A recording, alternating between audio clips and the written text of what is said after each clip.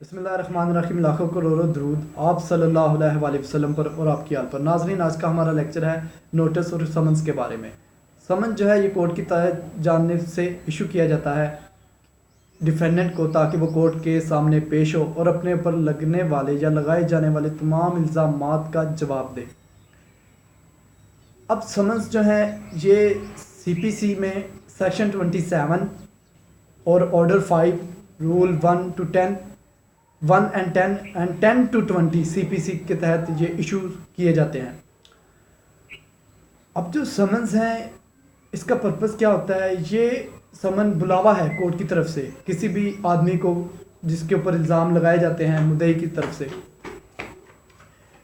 अब इसमें क्या क्या चीज़ें दर्ज होती हैं? एक जो समन है इसमें टाइम ऑफ अपेयरेंस होता है, डेट ऑफ अपेयरेंस होती है, उसके अलावा जो कोर्ट है जिसमें पेश होना है उसे मेंशन किया गया होता है। इसके अलावा तमाम तर तफसीलात जो उस केस के रिलेटेड होती हैं वो सारी उसमें दर्ज होती हैं, उस पर लगाए गए इल्ज़ामात और बाकी ETC चीज़ें जो भी हैं। अब जो है समन्स इशू करना ये कोर्ट की ड्यूटी होती है, ये कोर्ट इन्हें इशू करती है। इसके बगैर इशू करने without the issuing of summons जो कोर्ट जो है वो फैसला नहीं दे सकती। हाँ, अगर जब ये समन्स जो इशू किए जाते हैं डिफेंडेंट को और इन्हें इशू होने के बावजूद जो डिफेंडेंट है वो फेल हो जाता है अपेयर होने से कोर्ट के सामने, तो कोर्ट जो है वो उसके ख़िलाफ़ फ़ैसला दे सकती है और डिक्री जो है वो फाइल कर सकती है उसके ख़िलाफ़। इसके अलावा वो डिक्री कौन सी डिक्री होती है? वो डिक्री जो है एक्स पार्टी डिक्री कहलाती है। एक्स पार्टी डिक्री जो है कोर्ट इशू कर सकती है।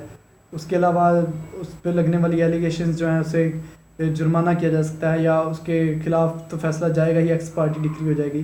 तो समन्स जो हैं इन पे जब बुलावा आए तो डिफेंडेंट या इंसान को पेश होना चाहिए। उसके अलावा मैं आपको यहाँ पे एक बात बतानी चाहूँगा, अगर कोई शख्स आपको जो मशवरा देता है कि आप समन्स जो है इसे एक्सेप्ट ना करें या साइन ना करें, तो आप उसे एक्सेप्ट करने या ना करने, साइन करने या ना करने से पहले अपने लॉयर, अपने एडवोकेट, अपने अटॉर्नी से ज़रूर मशवरा करें, कंसल्ट करें उससे, फिर आप अगला फ़ैसला करें। विदाउट कंसल्टेशन आप जो है वो कोई भी चीज़ जो है एक्सेप्ट करने या ना करने के बारे में ना सोचें। पहले आपको कोर्ट से अपने लॉयर से मशवरा करना चाहिए, फिर आपको वैसे जो कोर्ट से समन्स इशू हों इन्हें एक्सेप्ट करना चाहिए। इनमें आप पर लगने वाले इल्ज़ामात और हर चीज़ की तफसीलात होती हैं और आप इसे एक्सेप्ट करने से एक्स पार्टी डिक्री से भी महफूज रहते हैं। तो आज की वीडियो हमारी ख़त्म हुई। उम्मीद करता हूँ आपको हमारा लेक्चर पसंद आया होगा। अल्लाह।